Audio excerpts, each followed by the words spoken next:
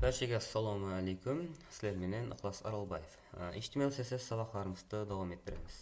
Bugungi saboqimizda sizlar bilan display grid haqida o'rganamiz. Ya'ni grid bu displayga beriladigan qasiyat bo'lib, o'zining bir qancha quramali imkoniyatlarga ega.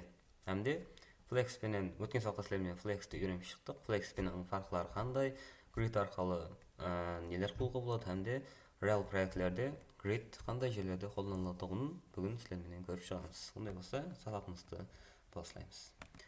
Demak, saboqimizni рабочий stolimizdan bir papka ochib olishdan boshlab olamiz. Ya'ni har doim new folder qandaydir bizga xulasi o'sha new folder degan papka ochib olamiz hamda uni o'zimizning VS Code dasturimizda sketch qilishimiz kerak bo'ladi. Hop. Papkamizni VS Code'ga solib olamiz.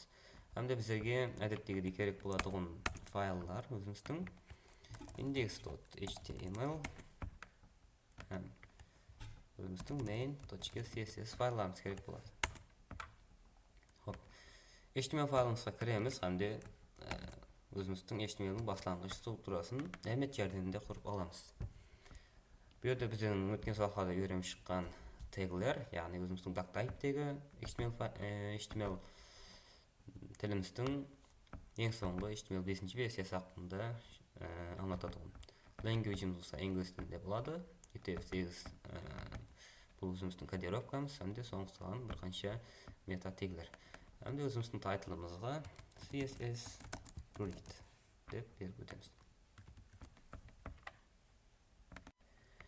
Xo'p, Flex ham griddan qanday farqi bor? Ekranda ko'rib turganingizdek, Flex bu teqana ustimizda turgan qandaydir konteynerimizdagi itemlarni bir-birining qasdina joylashtirib beradi. Ya'ni bu one dimensional deb ataladi. Bir taraflama joylashtiruv. Al CSS gridimiz bo'lsa, bu two dimensional, ya'ni ikki taraflama uni joylashtirishimiz mumkin. Ko'rib turganingizdek, strelka qaraydigan bo'lsak, bu teqqana ustunlar deb bizga hisob beradi. Masalan, bu yerda 3 item bo'ladigan bo'lsa, uni 1, 2, 3 deb bir-birining qasdina qo'yib berish mumkin. Al grid deb bo'lsa, misol quramaliroq hamda o'zimizning bir qancha imkoniyatlarga ega bo'lsa bo'ladi. Xo'p, gridda ko'rib turibsiz, bizda o'zimizning itemlarimizni bir-birining qasdina joylashtirmay birgalikda ularning o'rtasida o'lchamlar boshqacha masalan qarashimiz mumkin. Hamda ularni bir-birining ustiga qanday qilib joylashtirishni biz o'zimiz qalaganimizdek qilib joylashtirib ketishimiz mumkin bo'ladi. Hamda gridda quramaliroq veb-saytimizning qandaydir dizayn bo'yicha demak sxemalarni, ya'ni ko'rinishlarni quramaliroq ko'rinishlarda ishlab chiqishimiz mumkin bo'ladi. Masalan, qandaydir saytlarga kiradigan bo'lsak, to'ba tarafda qandaydir bo'lishi mumkin header bo'limi, shape tarafda qandaydir sayt bor, ya'ni o'zimizning filtratsiya kategoriyalarimiz turadigan qandaydir bo'lim bo'lishi mumkin. Hamda o'ng tarafda bo'lsa, o'zimizning global main page bo'lishi mumkin. Bu narsalarning hammasini joylashtirib berish narsa bu bizda tikardan grid bo'lib hisoblanadi. Hamda bugun sizlar bilan o'sha grid temasi haqida qo'ldan kelgancha to'liq so'zlashib o'tamiz. Xo'p, bizda boshlang'ich fayllar tayin hamda o'zimizning CSS faylimizda HTML faylimizga aka bo'lamiz kerak bo'ladi.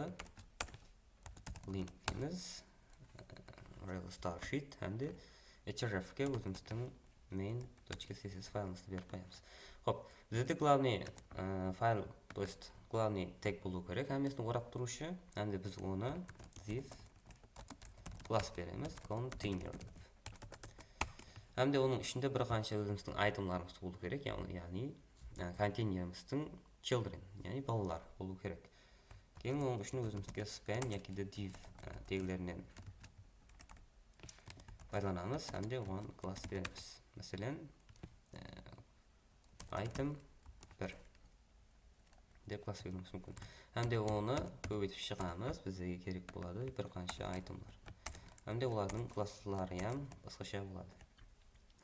Bizda 5 emas 6 item bo'ladi. Hamda ularning ishini yozib chiqishimiz mumkin. Item 1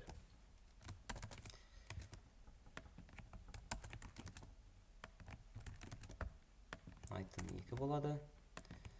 Ham bizda o'zimizning item 3 bo'ladi.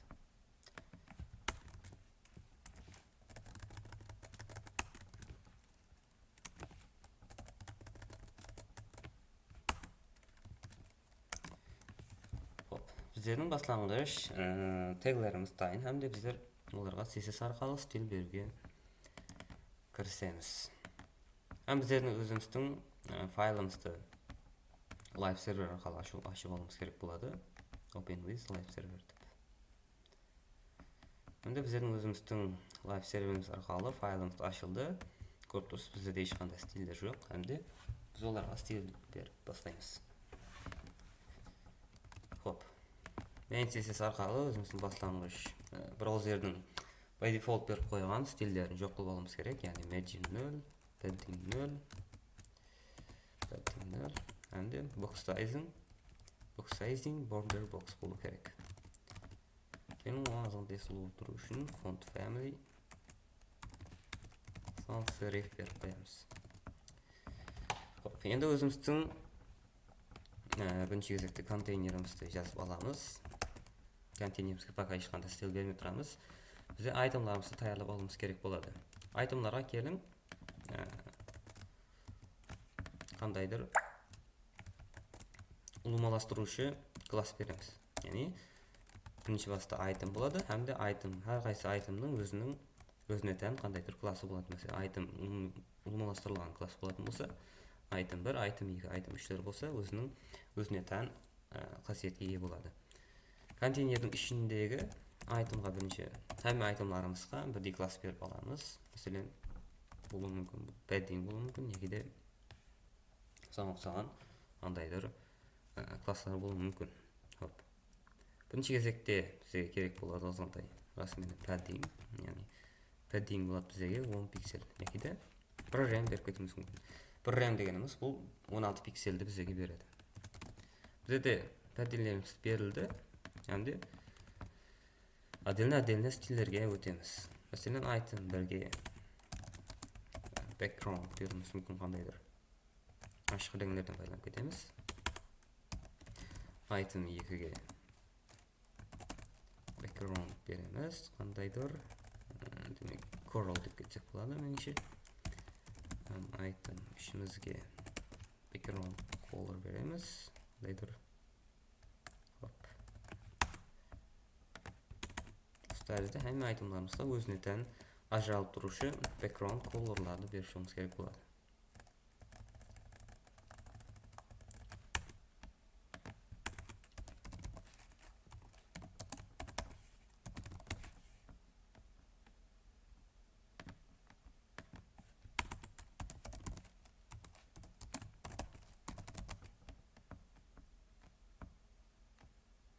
Hop, bizde itemlarimiz tayin hamda ularning har birine отдельно stil berib chiqildi.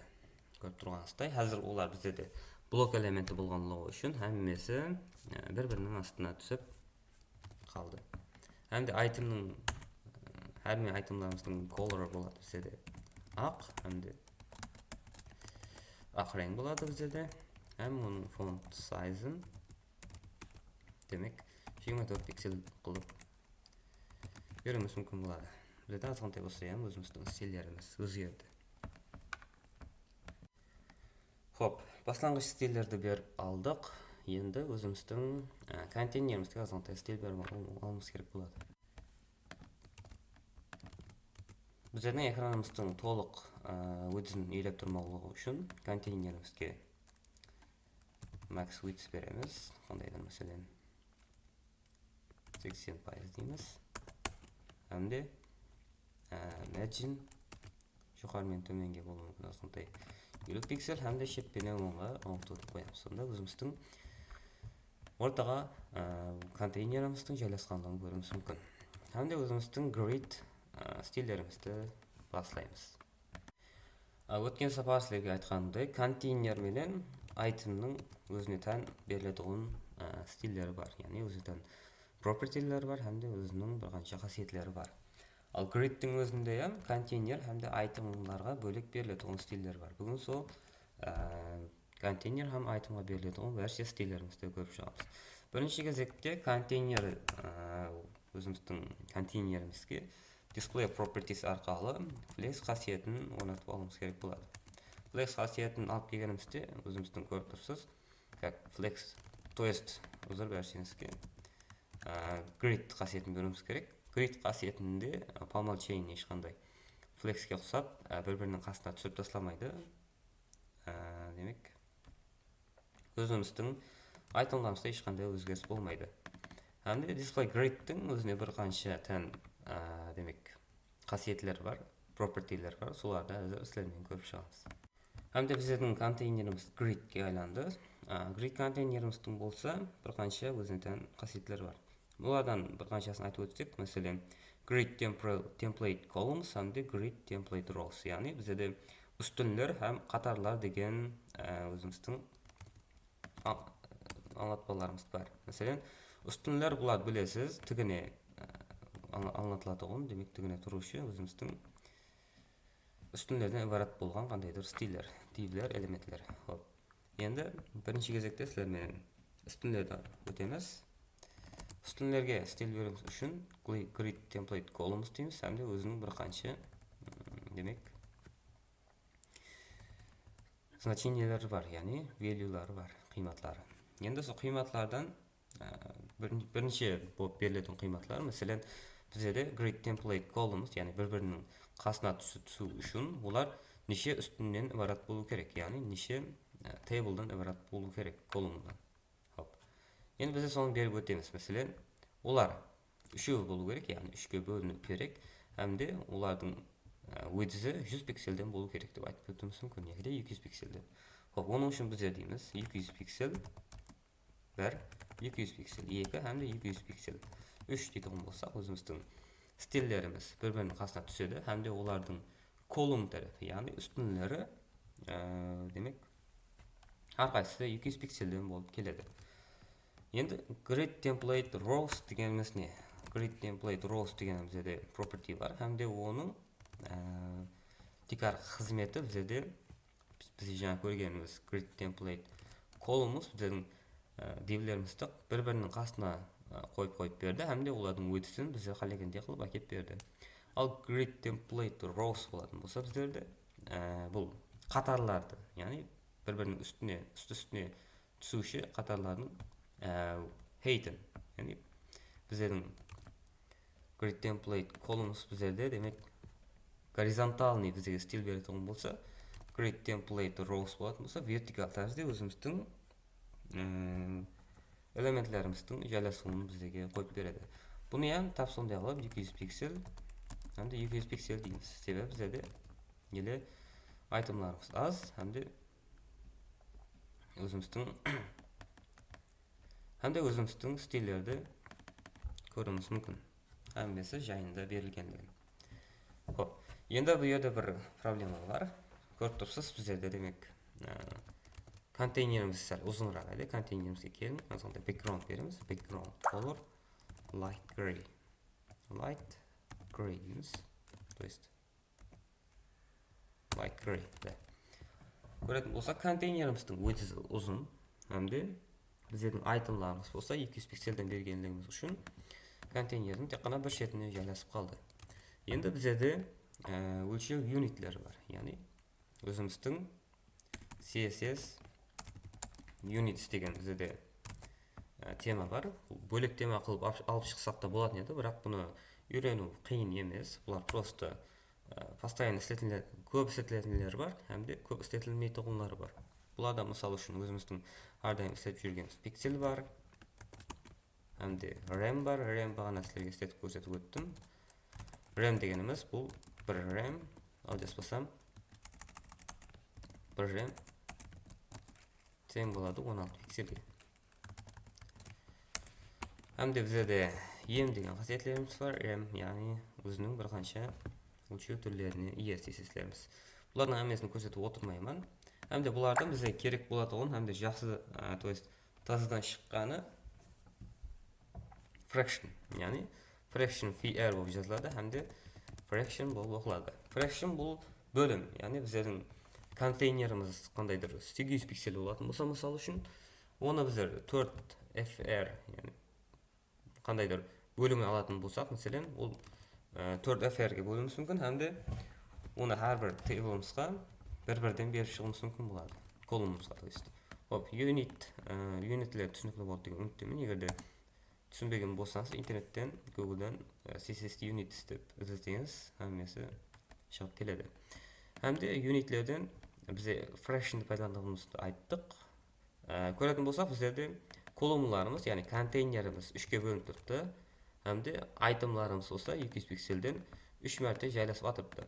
Енді біздер соны 200 пиксель емес, экранды толық 3-ке бөліп алсын дейді болсақ, fraction'дан пайдаланып кетуіміз мүмкін болады. Bir fr дейміз.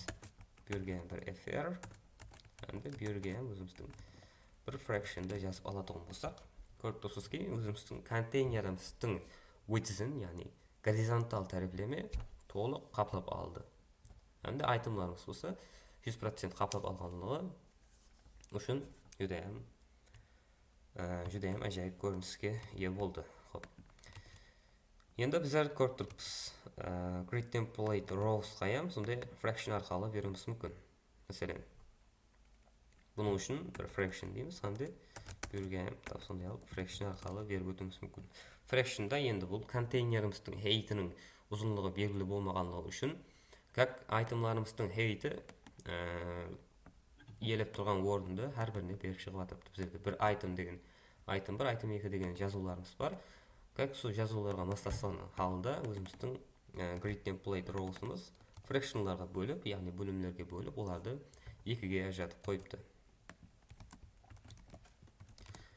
Әмді бізде қарайтын болсақ, тағы бір fraction ашылады. Егер grid template rows деп тұрып, fraction'лерді 3 мәрте жазатын болсақ, әмде ол пустой болады. Әмде жазатын болсақ, қандайдыр айтым қосатын болсақ, айтым қосуымыз мүмкін мәселен. Айтым қосатын болсақ, олар ізіне келіп түсе береді. Көріп тұрсыз.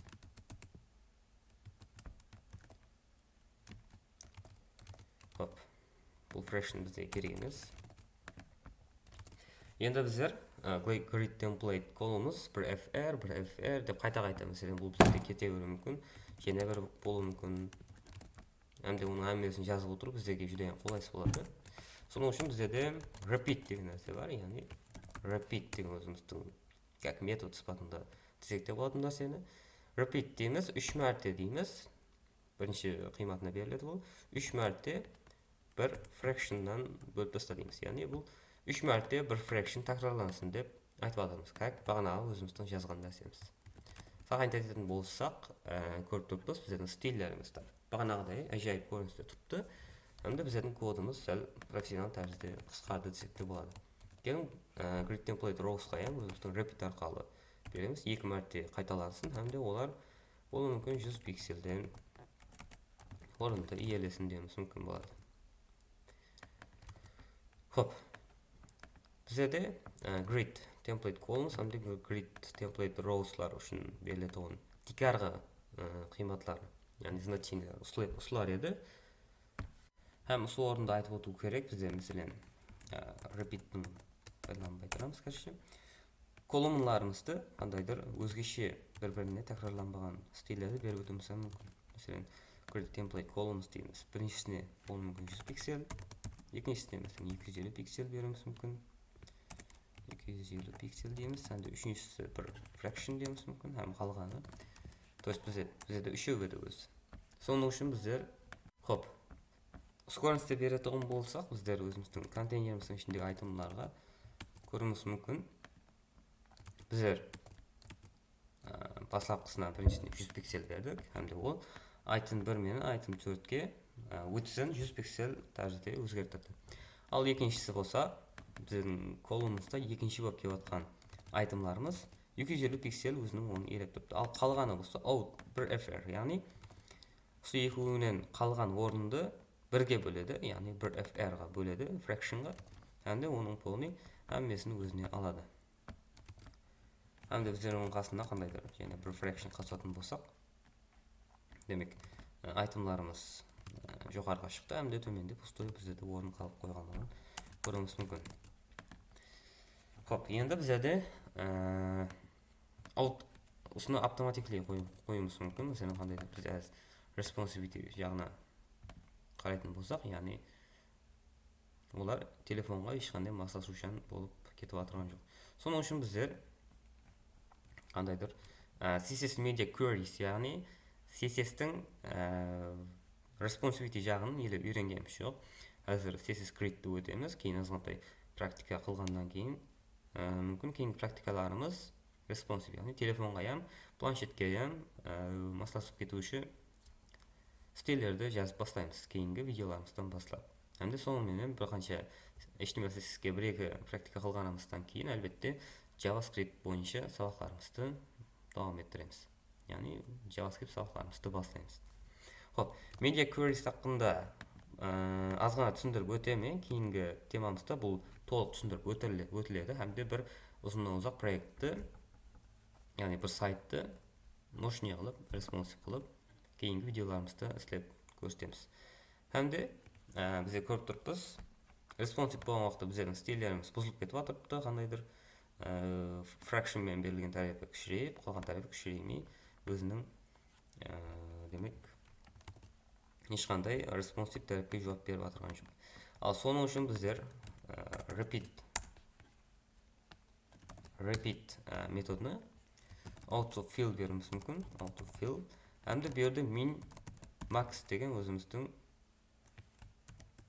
айтымла, то есть және бір методымыз бар. Яғни минимум һәм максимум. Оның ішінде өзі айтып тұрғандай екі қимат әдетте екі қимат беріледі. Минимум демек бізде болуы мүмкін 250 пиксель, әмде максимум бір фракшнға дейін болуы мүмкін. Яғни телефонға алып келген уақытымызда біздердің айтымларымыздың әрқайсысы бір фракшн орынды иелеп тұру керек болады. Ал үлкейткен уақытта болса минимум 250 пиксельден кіші болмайды.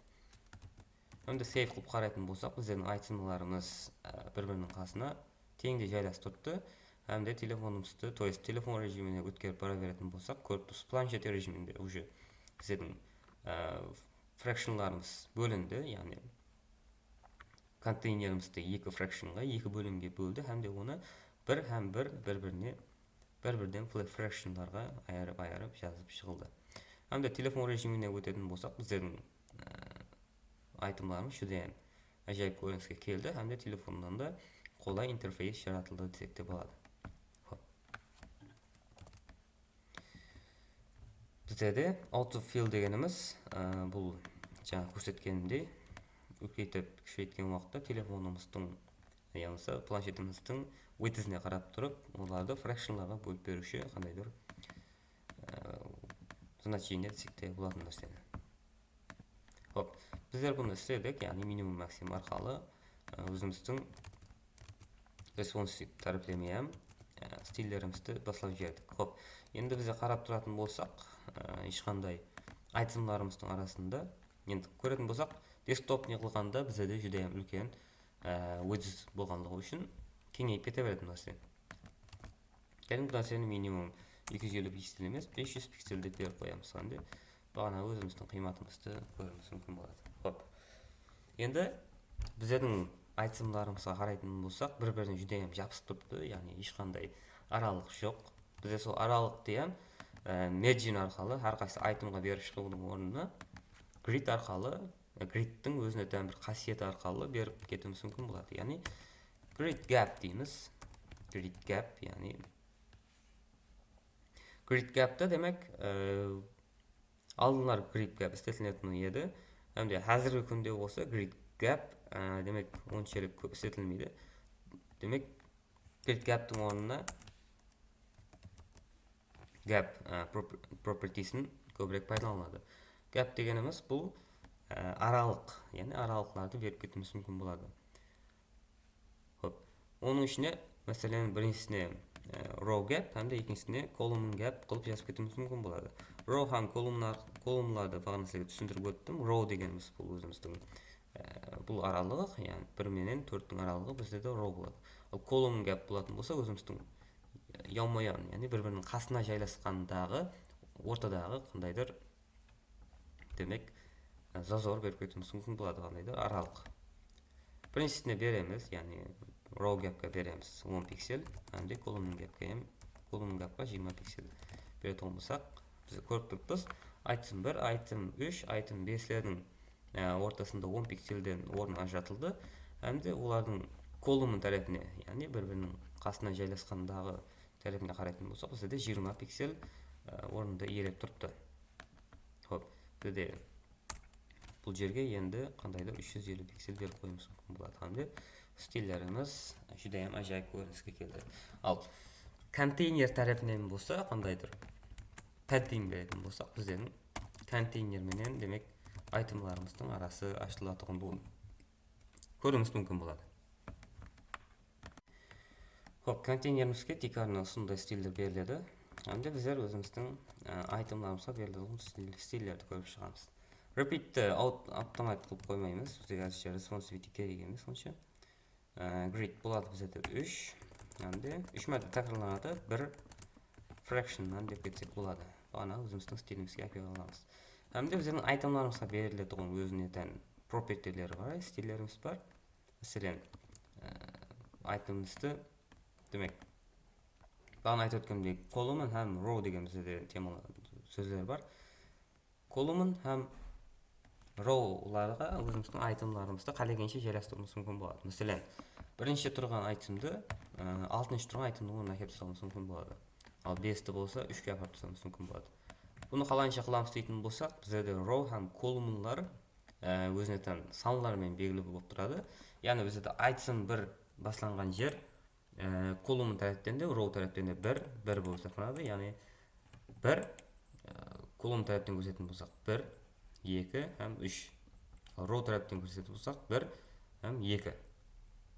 Осылайша біздердің column һәм row-ларымыз стиль беруге аңсап болу үшін сондай көріністе демек санға бөліп шығылады.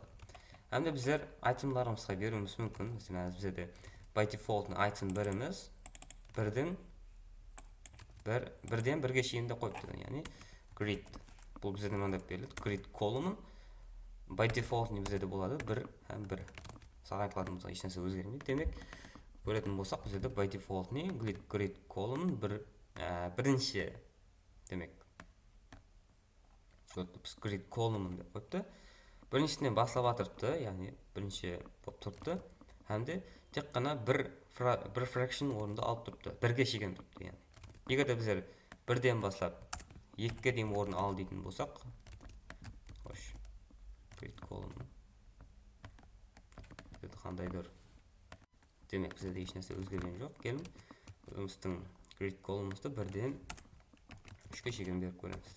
Hamda қарайтын болсақ, бірден басылап 3-тің басталуына шекемге аралықты алды. Көруіміз мүмкін. Ал бізде 4 дейтін болсақ, бірден баслайды, hamda 4-тің басталуына шекемге аралықты алады. Демек, бізде бірден баслап 3-ге дейінгі аралықты ал дейміз. Hamda бізде grid column'нан тысқары grid row деген өзіміздің property дегеніміз бар. Grid row. Grid row-ға бізде беруіміз мүмкін. Тап бұл да сондай, бірден баслап by default бірге шеген тұрады. Hamda бірден баслап оны 3-ге дейін дейтін болсақ, бізде бұлайынша бірінші қатардан баслап үшінші қатардың басталуына шекемге аралықты алды.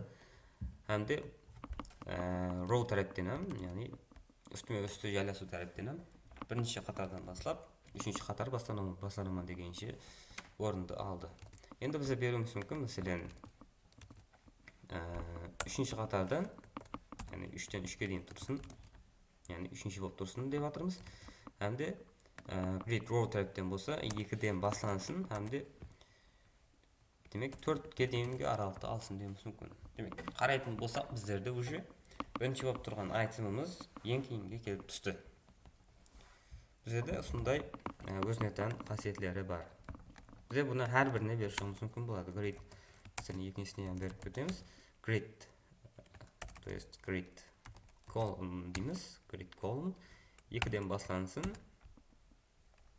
Hamda мәселен 4-ге шекемге орынды алсын дейтін болсақ, біздің стильдеріміз өзіміз қалегендей стильдерге келіп түседі.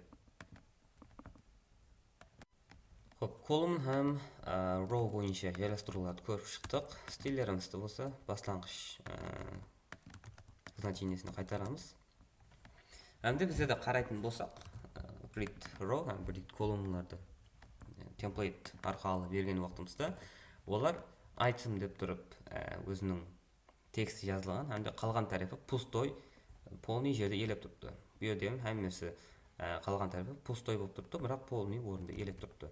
Енді бұл бізде бұны қалайынша өзгертеміз дейтін болсақ, бізде justify align hamda demek align items деген өзіміздің property'lerimiz бар. Сол property'ler арқылы өзіміздің өлшемімізді ham өзгертуіміз мүмкін болады екен. Хоп.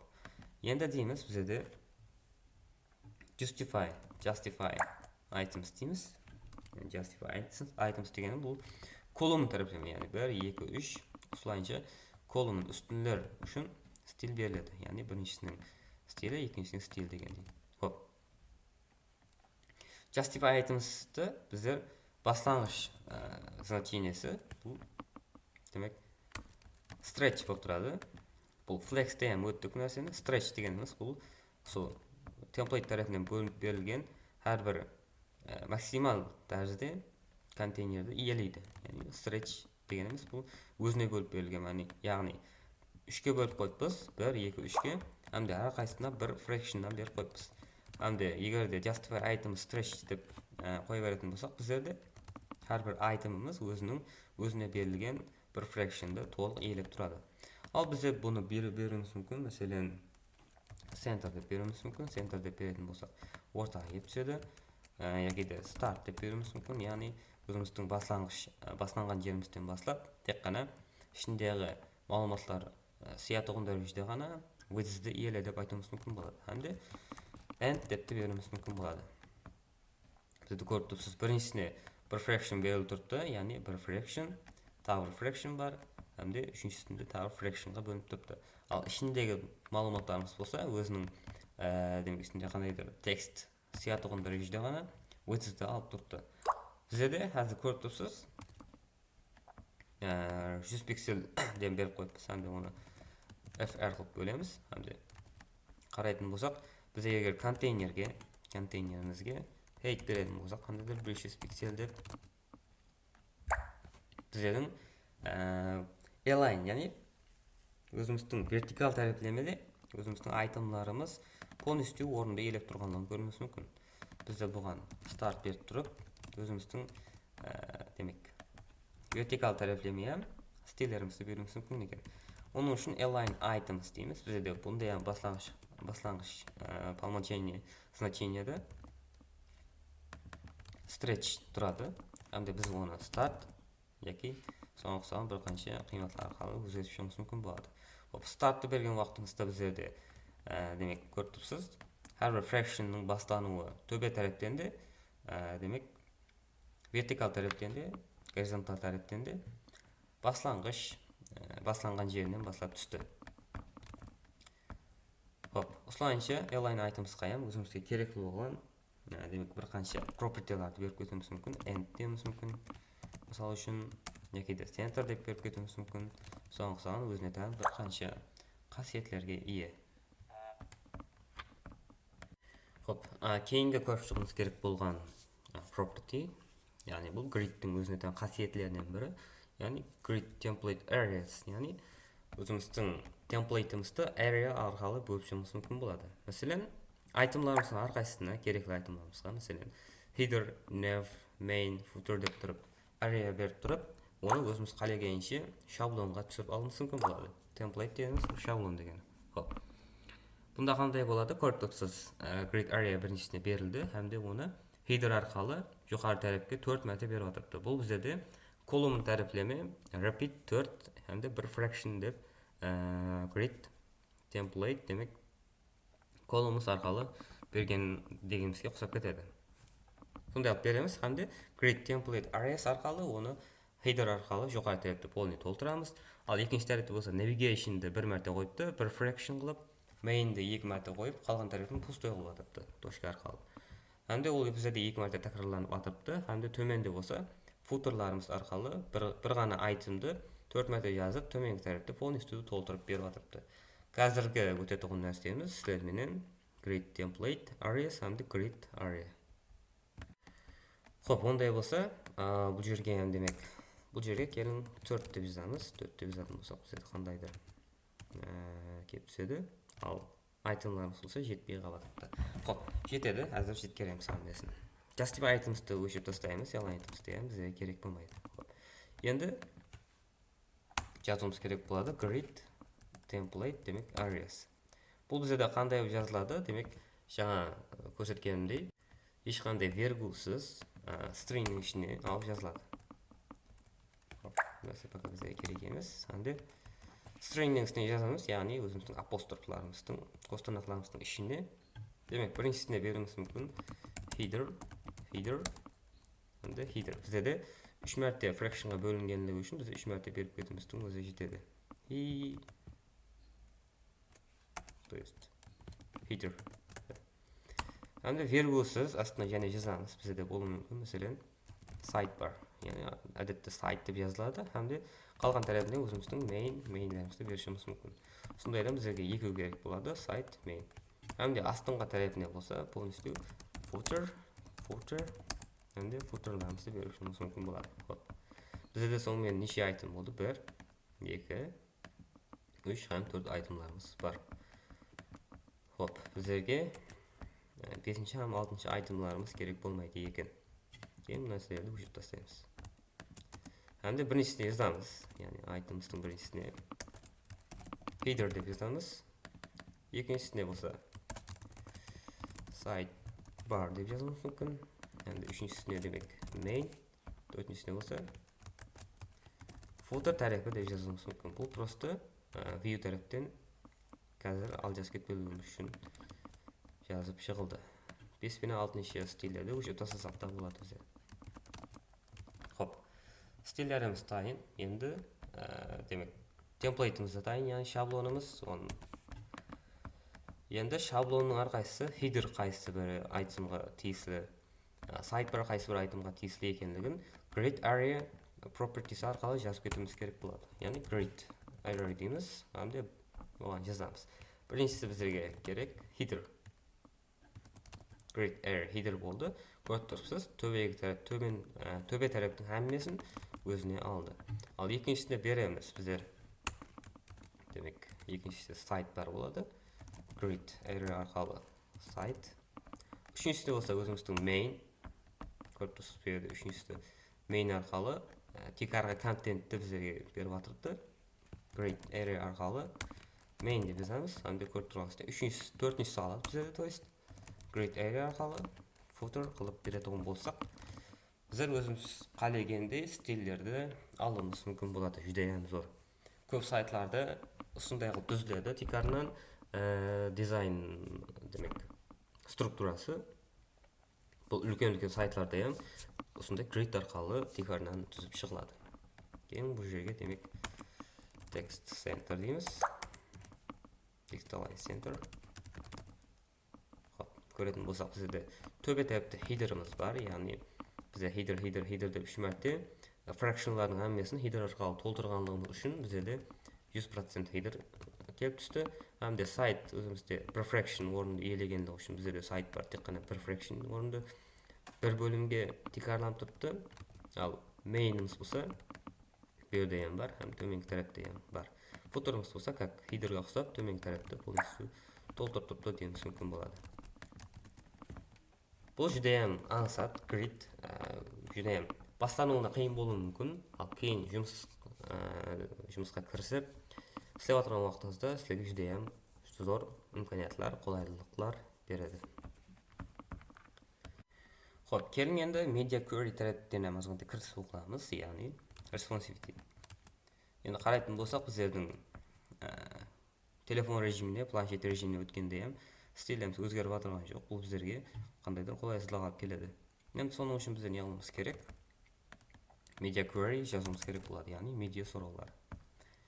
Бұл жерге комменттер арқылы responsive styles, яғни responsivелік үшін керек болады оның стильдер деп жазып өтеміз. Бұның үшін біздерге мынандай собачка керек болады. Әнде media жоғарыда шығыпты. Media screen дейміз. Әнде screen деген сол screenге, яғни экранның өлшеміне масасқан алды өзгертір деп айтып отырмыз. Әнде and дейміз. Әнде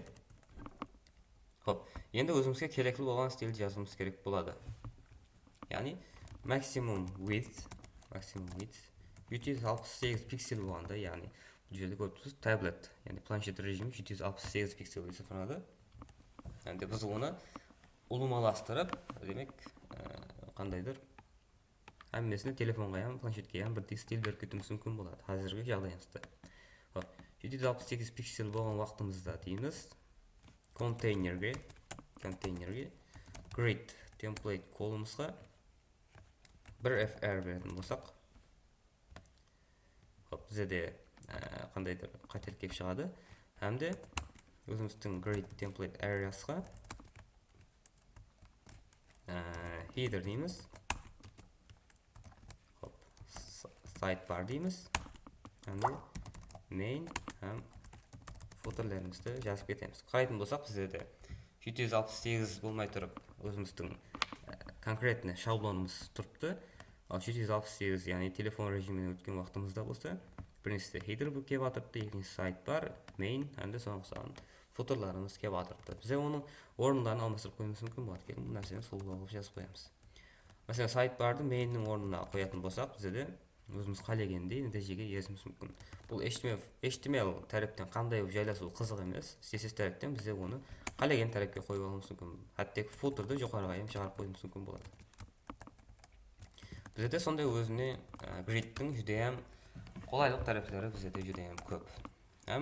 Responsive веб-сайтлар түзуге мазғындай кіріп алдық. Тикарна осындай жазылады. Мәселен, max width 768 пиксель деген болсақ, қандайдыр бізде керек болып қалуы мүмкін. Бұндай нәрселер, мәселен,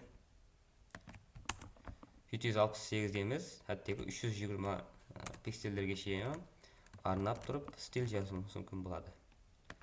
Бұл нәрселерді кейінгі практика сабақларымызда, практика арасында көріп өтеміз. Қандай responsive веб-сайт жаратуды да үйреніп шығамыз. Хоп.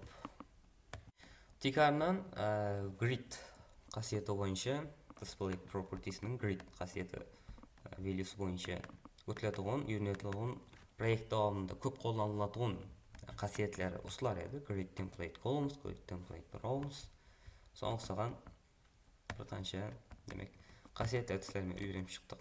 Тикарнан көп қолданылатығын демек value'лар. Кейінгі сабақтарымызда айтып өткенімдей сіздермен HTML CSS бойынша бір-екі практика қыламыз. Соның менен JavaScript-қа өтеміз. JavaScript сабақлар жүдей қызық болып өтеді. Яғни JavaScript басылануына үйренуге қиын болуы мүмкін. Біз соларды теоретически һәм практика қылып, сұлу тәрізде, қызықты тәрізде қылып JavaScript дейін үйреніп аламыз. Хоп, ала берсе кейінгі видеоларды тезірді шығарамыз. Әмді кейінгі видеоларға шыққан өзіңіз HTML CSS бойынша бір қанша практикалар қылып тұрасыз деген үміттеміз. Әмді сіздермен болған Ықылас Аралбаев. Кейінгі видеоларымызда көріскенше саламат бол. Һәм видеомызға комментария жазып, өзіңіздің пікіріңізді білдіріп кетуді ұмытпаңыз.